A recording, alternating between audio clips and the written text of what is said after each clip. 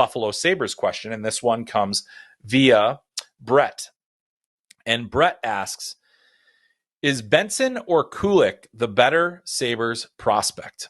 And this is a great question because it is something that I debated. So I wrote a piece called, which teams drafted their new number one prospect, and I didn't include Benson.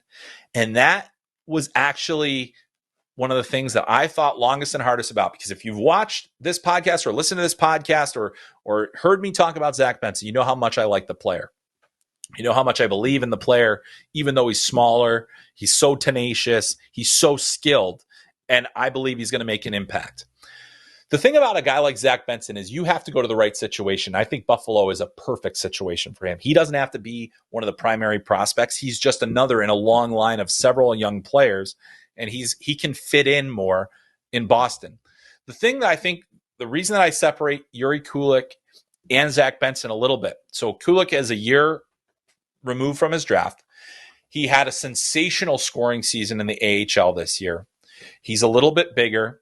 I think he has a little bit more potential to be a top of the lineup scorer, where I could see Zach Benson being more of a middle six, energetic scoring player that's going to produce, but maybe not have as big of an impact as a potential goal scoring sniper like Kulich does. So that's a player that I really like a lot.